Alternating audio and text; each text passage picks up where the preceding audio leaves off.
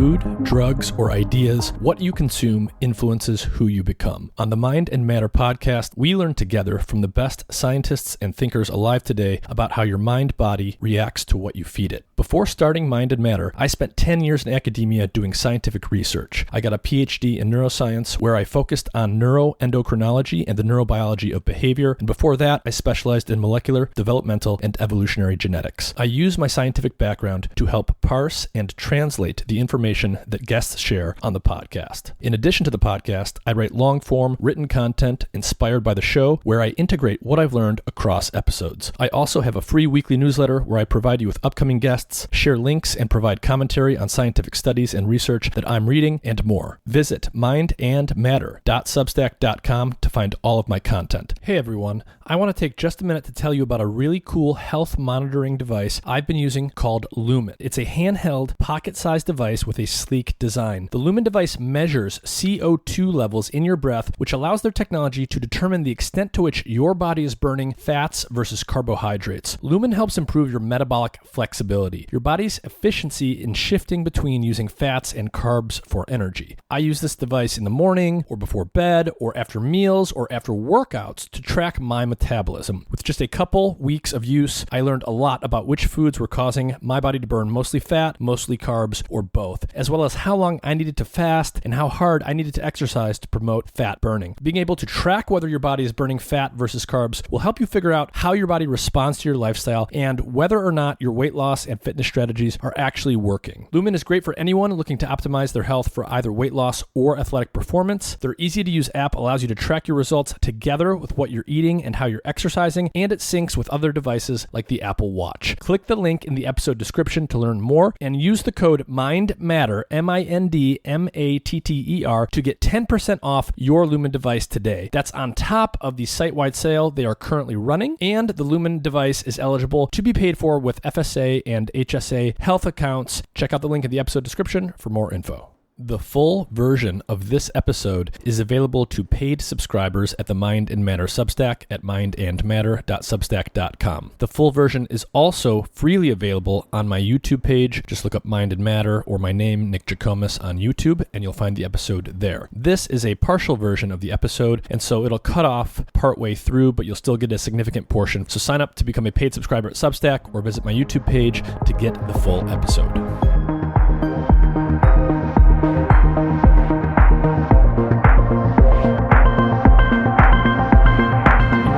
By just telling everyone a little bit about who you are and what your lab studies? Sure. Yeah. So, I run a pancreatic beta cell biology laboratory at the University of Michigan. I've been here for a little over 11 years. We're really interested in the regulation of mitochondrial quality control in beta cells and how that relates to the pathogenesis of both type 1 and type 2 diabetes. And then we try to use our basic laboratory to try to bridge questions that are relevant for understanding the pathogenesis of diabetes and to hopefully learn insights that can be valuable for translation to the clinic. Mm-hmm. And these pancreatic beta cells are obviously key for understanding diabetes. So let's just give everyone a very, very quick, very basic crash course in the pancreas and the beta cells in particular. What is the pancreas basically doing as an organ, and how are beta cells working at a very basic level in a normal, healthy individual? Yes, great question. So I like to think of the pancreas as actually two organs together. So you have 98% of the pancreas, that is what we call the exocrine pancreas. That's the parts of the pancreas that are responsible for making digestive enzymes that will be fed into the gut to help you digest food, like fats, especially in your food. Mm-hmm. And then there's a whole, interconnected series of ducts that collect those digestive enzymes and then get them into the intestine. And then 1% to 2% of the pancreas are called the endocrine pancreas. That's what we study in my lab. And the endocrine pancreas is primarily organized into these structures called islets of Langerhans. And they're essentially microorgans that are made up of many different cell types that are kind of sprinkled throughout the pancreas. And the different cell types in the islet release hormones that have a lot to do with the regulation of glucose levels in the body. Mhm. You mentioned the beta cells. The beta cells in a human comprise maybe 40 to 50% of the cells in the islet. And they make insulin, which is the hormone that is really important for helping us metabolize glucose, getting glucose into our cells so it can be metabolized. And then another, there are, 5 to 6 different endocrine cell types in the islet. But the other one that people think about a lot and hear about a lot are the alpha cells, and those cells make a hormone called glucagon. That's also about 40% of the cells in the islet. And glucagon does a lot of things, but most of the time people think of glucagon as a hormone that helps you respond to low blood sugar, starvation, and the like. So Hmm. we have about this is again approximate. We have about 1 million islets in the pancreas of an adult human. And in a normal person, when you're eating a meal, and you have nutrients come into your body, especially carbohydrate, but also amino acids and fat. Um, the those fuel stimuli raise your blood sugar, especially the carbohydrates as they're metabolized, and that elevation in the blood sugar stimulates those beta cells to release insulin to go into the bloodstream so you can metabolize that sugar. Mhm. So we can think of the pancreas as having two main parts. The bulk of the mass is actually devoted to making digestive enzymes. So those enzymes are manufactured there, and there's some kind of distribution or piping system that then gets all those enzymes shipped out to our gut, where they actually do the work of chewing up our food. And then a smaller portion of the pancreas, but a very important portion, is this endocrine portion. And this is where we start talking about hormones and insulin, and we get into the diabetes biology and all that stuff. Exactly. Yeah. And insulin is not released into a duct network, right? So there's these islets are really vascular. They have a really, really, substantial blood supply. 1 to 2% of the cells, but they have like an outsized vascular flow relative to the rest of the pancreas. So the islet cells, the beta cells, alpha cells, they just release their hormones right into the circulation, and then they go Mhm. and do the job of metabolizing nutrients. Mhm. And do they have outsized vasculature? Because the very nature of what's going on here with insulin is to sense and respond and help regulate blood glucose levels. So I'd imagine it's got to be a very quick and Yeah, sensitive mechanism there. absolutely. Yeah. I mean, I think, these are cells that need a lot of nutrients, but then there are also cells that need to be rapid responders to what's going on in the body. So, I think those are two prominent reasons why they're really vascularized cells. Hmm. And then we usually talk about two types of diabetes, type 1 and type 2. I know that you also have a personal connection here. So, do you want to talk about that a little bit, how you got into Sure. this and how that connects to type 1 diabetes and what that is? And maybe we'll talk about Absolutely. that for a bit before probably spending the bulk of our time on type 2.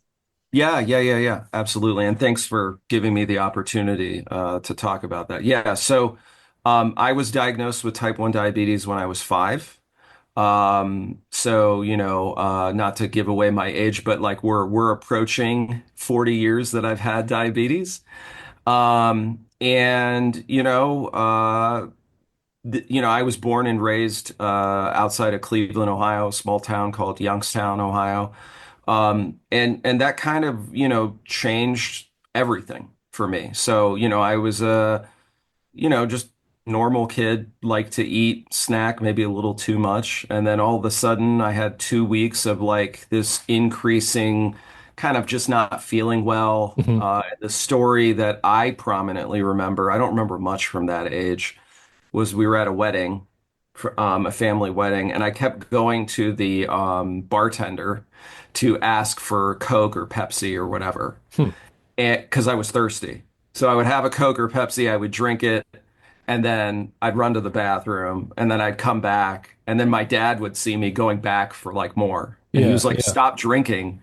Why are you drinking so much Coke?" Hmm. And I was like, "I'm thirsty. I don't know what to Were tell you you." thirsty for like a water or were you thirsty for something sugary? Probably a little bit of both. I will say that I can't give you like the greatest play-by-play of the inner Yeah, workings of yeah. the 5-year-old mind, but like for some reason in my head it was Coke or Pepsi that I really wanted. Could also just be that I was a kid at a wedding and was like, "Oh, I can have Pepsi Yeah. whenever I But want." you were unusually thirsty. Oh yeah. Yeah, absolutely. And then my folks were like, "Wait, there's something not right here." Hmm. And that evening, I was still using the bathroom a lot. And my parents were kind of putting their heads together, what was wrong. And then, shortly thereafter, they took me to the hospital, checked me out. My blood sugars were through the roof. I got admitted to the hospital. Um, and and then, that kind of just that was a world-changing event for me. Hmm. So some of this is recollections that are shared with my folks, but they just said, I was really, really interested in what was going on, as much as a 5-year-old could be. I really was, back then when you got diagnosed with diabetes now. So I should also say I'm a physician who takes care of people with diabetes too. When you diagnose folks with diabetes now, oftentimes they're in and out of the hospital very quickly, sometimes, hours. Mm. But back then, there was this belief in the mid 80s that, you admitted the patient to the hospital and you had like intensive education and training and all these things.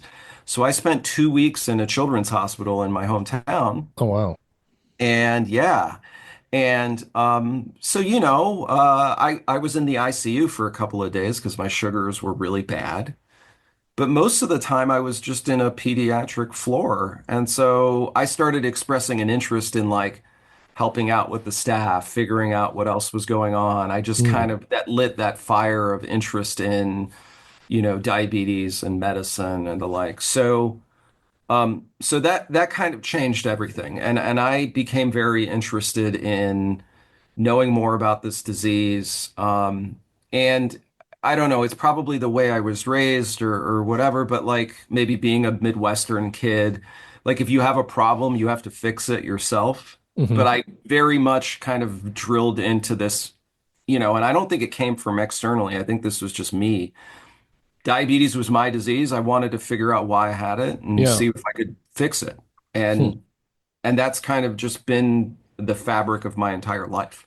Wow. Um, And is five so for type 1 diabetes, what people often call, we used to call childhood diabetes because you diagnose it at a relatively young age. mhm. Is 5 years of age a normal age? What's sort of that distribution look like? Yeah, I mean, I think that typically it's somewhere between the 5 to 12 window. So I was probably on the youngish end, but like that's prototypically in the old days like juvenile onset Yeah, diabetes. Like I was on the earlier kind of window of that, but still like kind of in this typical place for type I see. 1. So it's truly a childhood onset. It's not an adolescent thing normally. Yeah, I would say if you like looked at the numbers in detail and said, what is the biggest population? But the thing that we know now about type 1 is that you can get diagnosed with type 1 throughout your lifespan. So, I take care of people with type 1. We have folks come into the clinic that get diagnosed with type 1 in their 20s, 30s, Hmm. 40s. Is that because they had it all along and it was a failure of the diagnosis, or to pick it up, or are people getting it at later ages as well?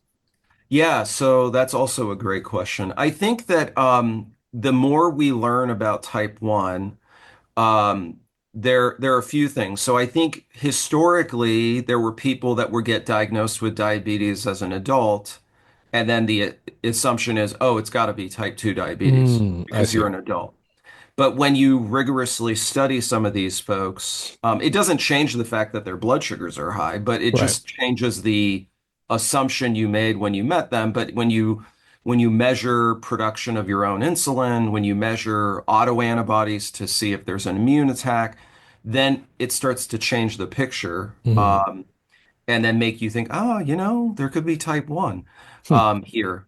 Now, we know you can diagnose, there's clearly type 2 that gets diagnosed in childhood as well. So I think the age barriers have kind of slowly drifted Disintegrated. away. Yeah, And while you get more type 1 in childhood and more type 2 in adulthood, the age barriers I think are kind of starting to change. And we just look at like what's the clinical picture? What hmm, does the data tell us about what the patient might have? I see. And then we have to kind of do our best to try to fit people into a box, which is also sometimes challenging. Yeah, I would imagine. So, I mean, clearly, there's always been a kind of bimodal distribution here, right? There's a cluster of people who get it relatively young, often in childhood. Those are almost always type one. The people who get it closer to adulthood are usually type two.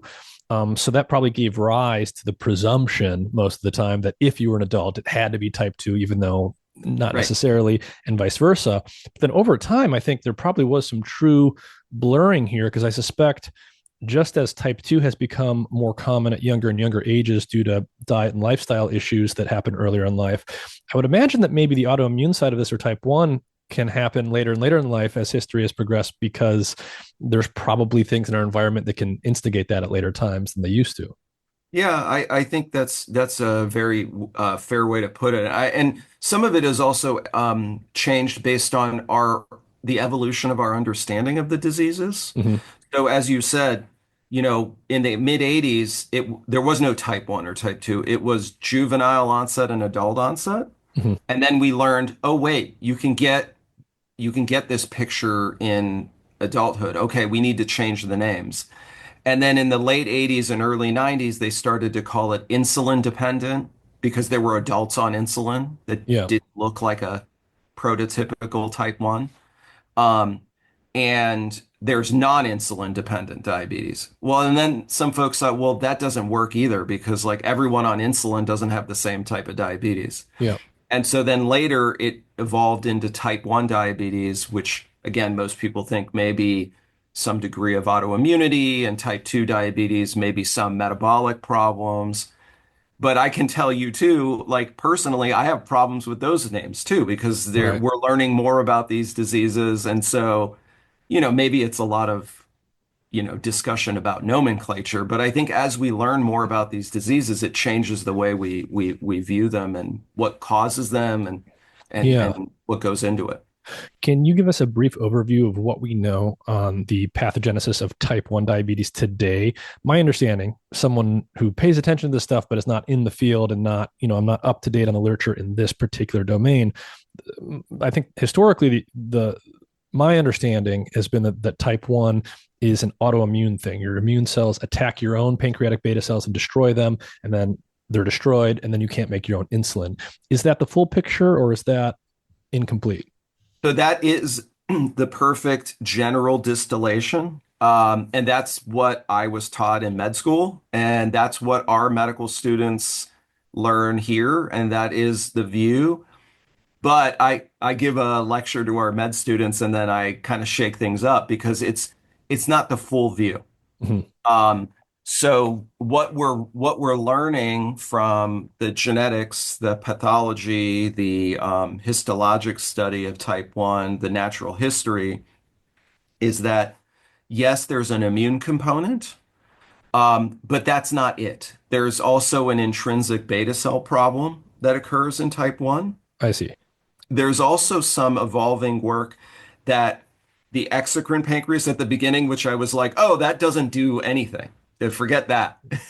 There also seems to be some evidence that there's problems in the exocrine pancreas in type 1 that might agitate the I see. islet immune interface and also contribute to the disease. So I think of type 1 really, if you want to be fair, as a multi-organ disease. Mhm. It's a disease of sick beta cells and then sick immune cells and potentially a sick pancreas writ large that then have these conversations that lead to overall beta cell loss. The I the see. other interesting thing is the beta cells themselves seem to not always fully disappear in type 1. Hmm.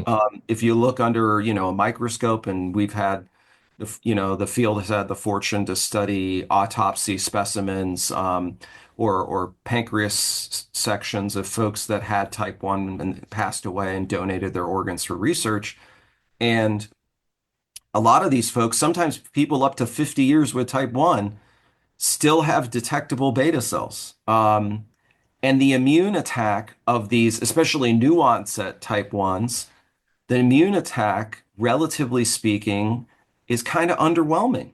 Hmm. Um, and you have like this patchy pattern where you'll have like some islets and some beta cells surrounded with like a small number of immune cells, and then other islets, there's no immune cells at all. Hmm. So, it started to kind of change our view that it's not just all about the immune system. There's probably more to it. Hmm. And I'm happy to Yeah. go into detail on what are all those things too. But I think it's fair to say at this point that, if you're talking to someone that isn't in the field, that doesn't know much about diabetes, and it's like, give me like two Hmm. words, autoimmune disease. Yeah, it's not wrong. But I think if you say, Yeah. well, it's autoimmune disease, it's autoimmunity plus these other things, Right. that's Right. more accurate. So there's probably some intrinsic component here. Basically, some people are just born with beta cells that aren't quite functioning in the fully normal way. Maybe the other part of the pancreas is sort of leaking enzymes over there, and that's aggravating something too. And then somehow, some way, the immune system gets triggered inappropriately to attack these cells. What do we know about? Do we know what those immune cells are recognizing? Are the beta cells in type 1, people with type 1 diabetes, are they producing some kind of molecule that the immune system is mistaking as a pathogen or something like this? Yeah, so I will give the caveat that I'm not an immunologist, but I do know my immunology colleagues. I mean, this has been a focus for a long time, is really identifying those antigens that the immune cells respond to. Mm-hmm. Certainly, there are hybrid peptides and abnormal forms of insulin that seem to be immunogenic. But the discovery of the diversity of these probable abnormal peptides, likely coming from a beta cell source, um, that kind of miseducate the immune system or are educating just fine, but then you have abnormal cells in the thymus that normally would, we call them autoreactive T cells. They normally would be cleared and you wouldn't kill your beta cells. But for some reason, these autoreactive T cells are hanging around and then Hmm. they go and attack the beta cell. So, Yeah. I think it's pretty safe to say that like hybrid forms of insulin and insulin peptides are a part of it, but there's probably more to the story, and the challenge is kind of how you identify all of those very unique peptide antigens, but really phenomenal immunologists trying to figure all that out. Mm-hmm. Have the rates of type 1 diabetes changed over time? Has it gotten better or worse? That is again, I'm so glad you asked these questions. So, yeah, so there's this assumption, right, that diabetes is on the rise, and it is worldwide. And then the next thing that people say is, oh, well, we're all gaining more weight Mm-hmm. and it's all type 2. Right, right. But if That would you be the look natural at, thought. right, and that's not wrong that type 2 diabetes is Yeah, on the rise. And yeah. obesity rates worldwide are on the rise, and those things are not wrong. Oh boy, what are But you about to say? type 1 diabetes incidence is also on the rise. It's not maybe on Wow.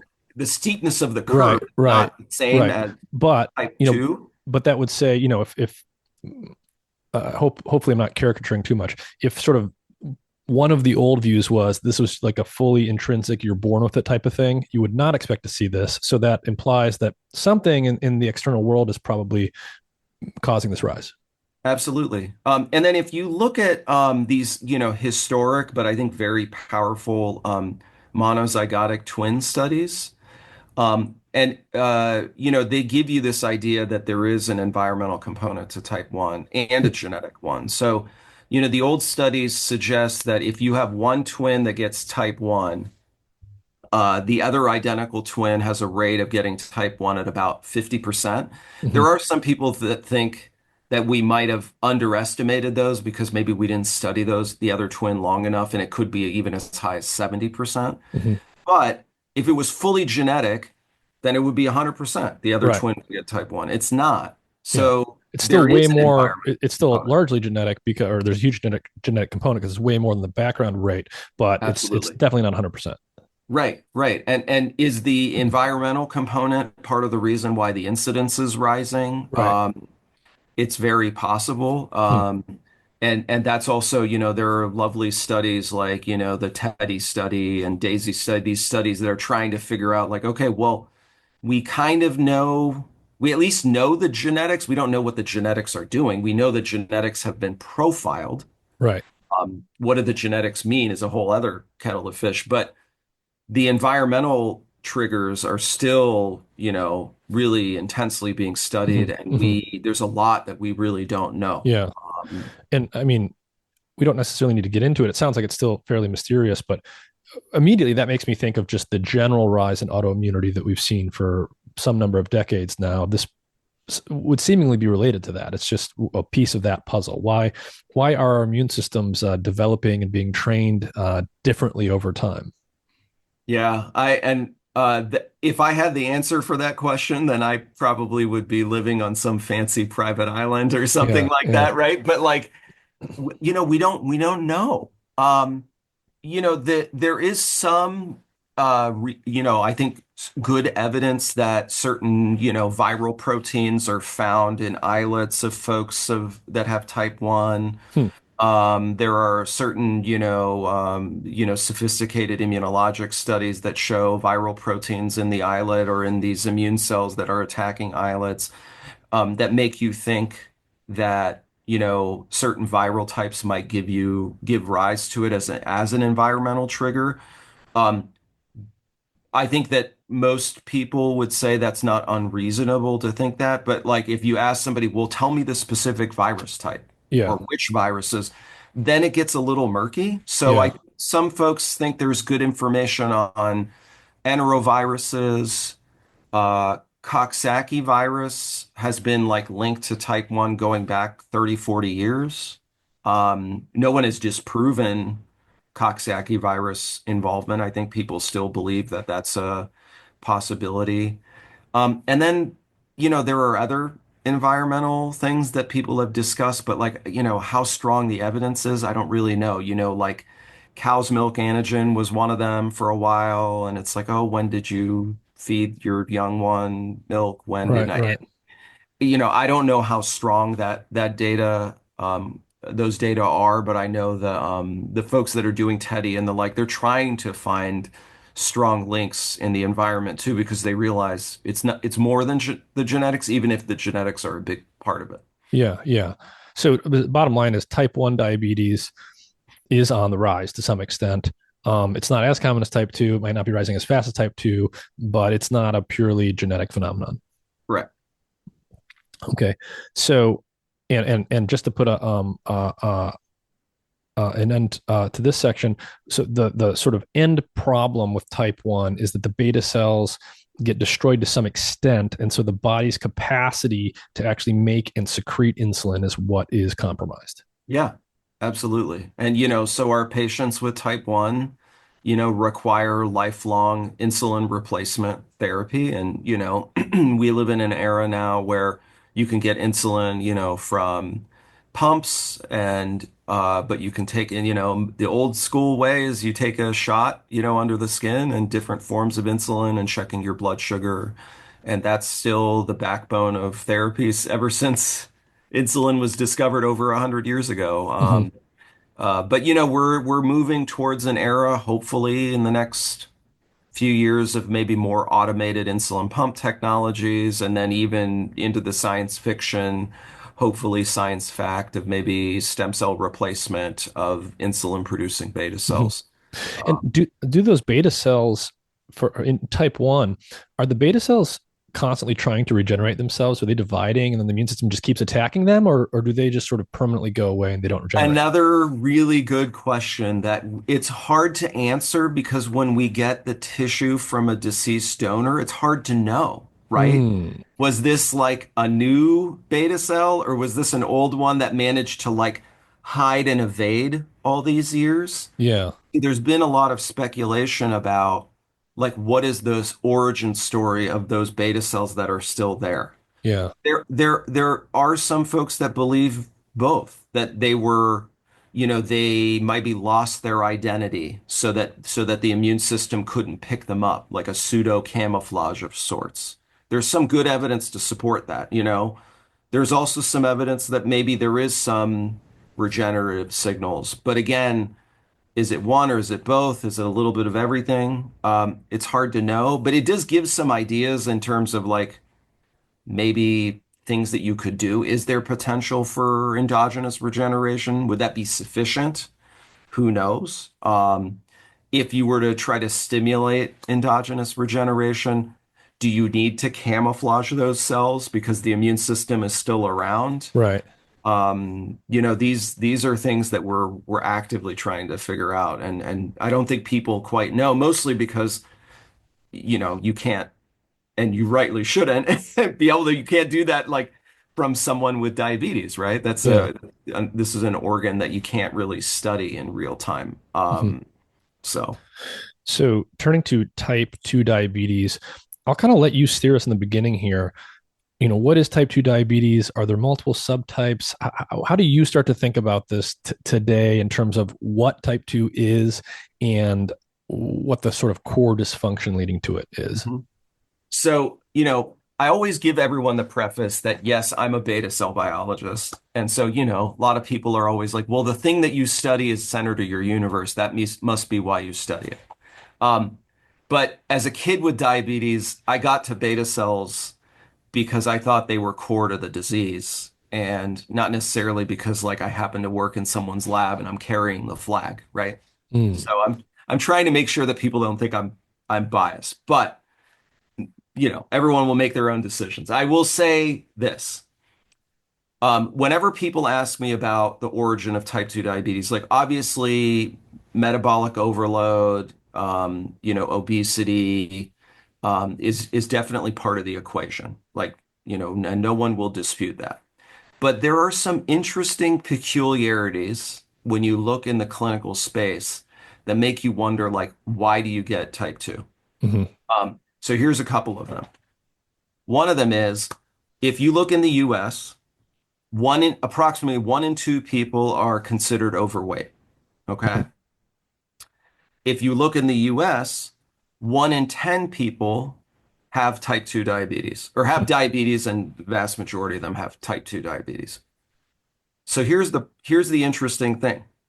The majority of people that are overweight or that have type 2 diabetes are also overweight. So I'll do a quick distillation of the math and say, all right, if 50% of the population is overweight, 10% have type 2, then in a reductionist way, 1 out of every 5 overweight people have type 2 diabetes, mhm. right? Yep. But turn that number on its head. That also means 4 out of every Right. 5 people who are Only you could overweight. say only 1 in 5. Why isn't it 5 out of 5? Right. Exactly. Yeah. So 4 out of 5 people that are overweight don't have diabetes. And then you could say, oh, well, you haven't studied them long enough. But like these are like long longitudinal like looks Yeah. at our population. It's not these things are pretty constant. Mhm. So then what is up with those 4 people that don't get diabetes versus the one person that does? And this Yeah. is where I say the beta cells matter. If you're overweight, you have obesity in all the cases. The folks with type 2 diabetes have a beta cell problem. Yeah. They have beta cell failure, burnout, loss of function, however you want to term it.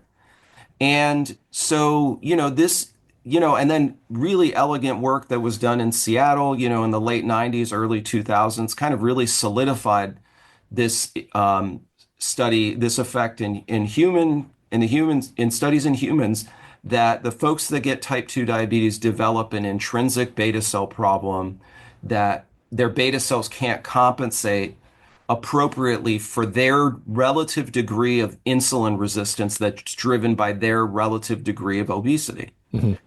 Um, so this is a beta cell disease. Um, Yeah. I but guess another way of saying all of that is obesity in itself cannot possibly be the driver of type 2 diabetes. right. Exactly. Now, I'm talking garden variety, big picture, right? And you Yep. can definitely Yep. cite examples of extreme obesity syndromes where people will get diabetes. But if you look at garden variety type 2 diabetes, there is a beta cell problem that is tipping the person over the edge from pre-diabetes to diabetes. Hmm. And there's also a couple other very interesting things. Again, I distilling large quantities of work done. Um, the vast majority of the genetic loci associated with type 2 diabetes, and there are a lot, there's probably 400, maybe up to 500 different loci, many of which have very small contributors to the disease. Hmm. But the vast majority of them encode products that have key beta cell functions. I see. So the genetics kind of push us to the beta cell. And to me, I think one of the most fascinating things, and this is, I regularly cite this study when I talk to students or if I go on the road to give a talk to a wider diabetes audience. A study done in the UK by a guy, led by a guy named Roy Taylor. Um, this is done in the pre-Ozempic, era, but it was published in 2018, and they took early onset type 2 diabetes patients who were overweight and either with intensive diet or surgery, treated these patients to bring their body weight into the normal body weight range. They were no longer overweight. And here's the fascinating thing. The patients split into two groups about 50-50. 50% of the people, their blood sugars fell into the non-diabetic range. Hmm. So you could call them responders to the weight loss. Yep. The other 50%, they still had diabetes. They Right. were Okay. non-responders. Hmm. Both groups had identical, liver fat reductions, pancreas fat reductions, weight loss was similar amongst the groups. All of these things were the same. The difference between them, the responders and the non-responders that stayed with diabetes, the non-responders didn't recover beta cell function, Hmm. didn't I see. recover the ability to secrete insulin to a glucose channel. I see. So, So it comes back to the beta cells again. And, just to summarize what we've said so far, it sounds like what you're saying is so obesity is neither necessary nor sufficient for someone to have diabetes. You can be obese and not have diabetes. You can also be lean or non-obese and have diabetes. right, So there might be right, common drivers, which is why there's a correlation. There's a relationship between obesity and diabetes, but it's certainly not one to one. right, precisely. And that's not to say that if you have type 2 and you're overweight, that losing weight and eating right isn't going to help you. Right.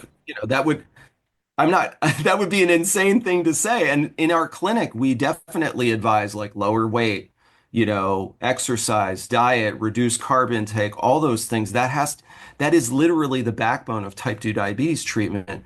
But the thing that we always remind our patients is that's a start. And if you're lucky, yes, maybe it'll get you off all your diabetes medications, but there's a Mm-hmm. good chance it won't. And then when Mm-hmm. it won't, then we talk about other medical Mm-hmm. approaches to treat you. Mm-hmm. So let's talk about beta cells and insulin a little bit.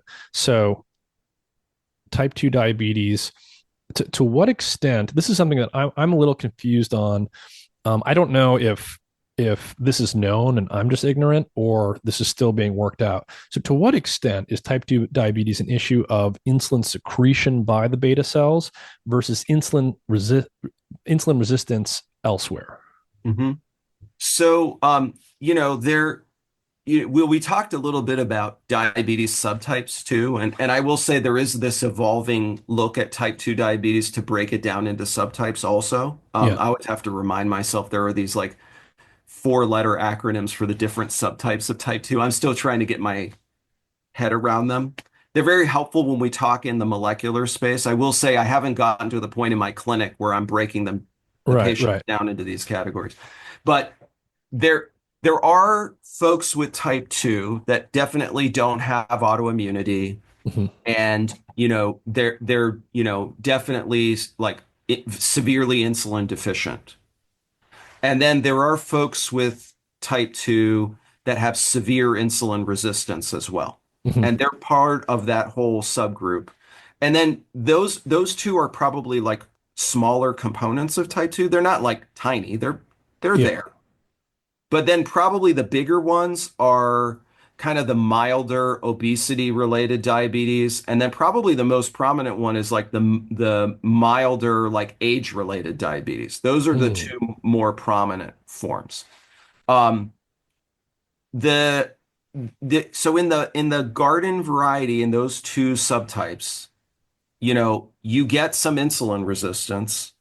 It probably, and there's certainly some correlation with continued weight gain, but most degree, the insulin resistance tends to plateau. And then you get some degree of beta cell dysfunction, but in large part, most of the time, diabetes is a progressive disease. Mhm. So, you see someone with garden variety type 2, you start them on, say, a medicine like metformin, and then you follow the person for 10, 20 years. And then in 20 years, they're on like multiple drugs and maybe an injection or maybe even on insulin. And that progression is likely related to like continued beta cell loss with time. Hmm. So they're both factors. The insulin resistance probably starts first, early on in the disease process, and the beta cell is probably trying to figure out how to deal with it. And Mhm. then at some level, at some point, it just can't anymore. I see. Can't So make more insulin, yeah, can't figure it out anymore. I see. So in some sense, in the abstract, maybe loosely, we could, there's insulin resistance to some extent somewhere. The beta cells are trying to keep up with that, so to speak, and they kind of get burned out in some way, shape, or form. Hmm. Yep. So Now, on I the will also say there's also to be fair, because I have a few friends in the field, and if they watch this, they'll like maybe send me a note and get disappointed in me. I will say, there is a community of folks as well, and it's not like one or two people. There's like a decent number of folks in our field Mhm. also. I would say this isn't the commonly held belief, but to be totally fair, there are some people that think that insulin resistance is actually its origin come from the beta cell too. So that Mm. some people think that actually like an intrinsic problem in the beta cell is like over release of insulin that then starts the cascade of peripheral insulin resistance everywhere and then starts this back and forth feedback that then leads to eventual beta cell loss and diabetes diagnosis. Mhm. So it may not just be as simple as like, oh, you had too much junk food and then you just got obese and then the adipocytes and the muscle cells and the liver were wearing your beta cells down. There are some people that think, oh, there was a messed up beta cell hypersecreting early on that set off this insulin resistance as well. So Mhm. that I just want to be totally fair to say there are some folks that think that the origin of insulin resistance actually itself might be with the beta cell too. Mhm. And when we talk about insulin resistance, are there any patterns of so many tissues are insulin sensitive, they have insulin receptors. My understanding is insulin resistance is often tissue specific. You might have some organ or tissue systems that are insulin resistant, some that are insulin sensitive. These can change over time. Is there Are there any common patterns where certain organs tend to become the most insulin resistant early, is this does this tend to start with the liver or start with the whatever? What do we know there? Yeah, so now I'm a little bit out of my comfort zone because I'm a beta cell person. I will say that it is believed that the muscle is the one that takes up and processes the vast majority of glucose in our bloodstream. And Yeah. so insulin resistance from the muscle probably exerts like a very prominent effect on overall systemic insulin resistance. Yeah. Yeah. Um, but I think that the usual suspects of like the cell types that we think of that are most prominently reliant on insulin for glucose uptake are muscle, white adipocytes, our normal fat cells, and the liver. Mhm.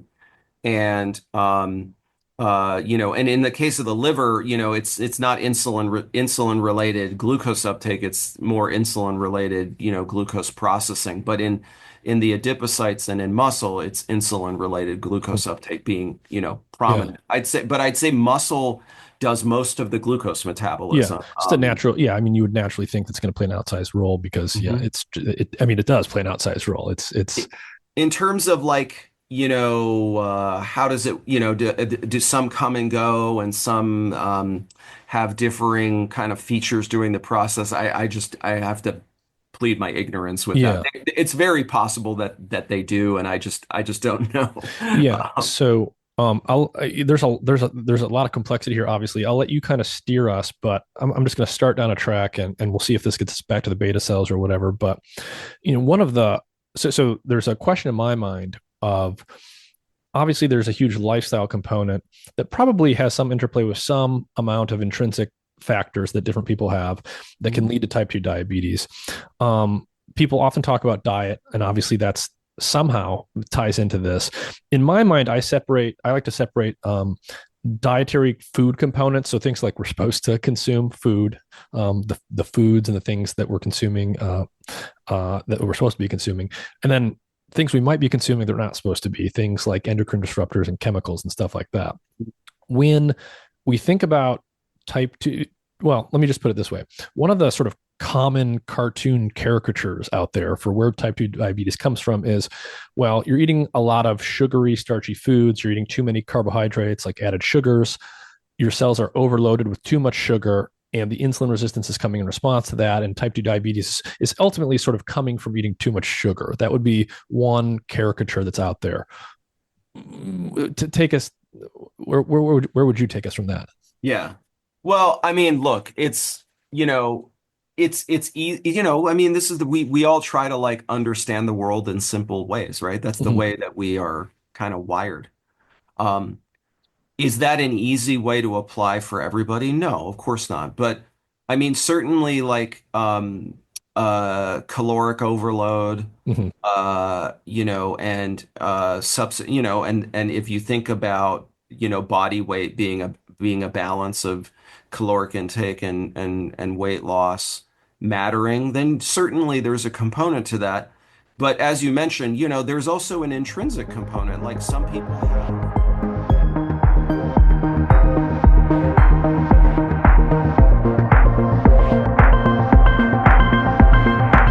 Full version of this episode is available to paid subscribers at the Mind and Matter Substack at mindandmatter.substack.com. The full version is also freely available on my YouTube page. Just look up Mind and Matter or my name, Nick Jikomes, on YouTube, and you'll find the episode there. This is a partial version of the episode, and so it'll cut off partway through, but you'll still get a significant portion. So sign up to become a paid subscriber at Substack or visit my YouTube page to get the full episode.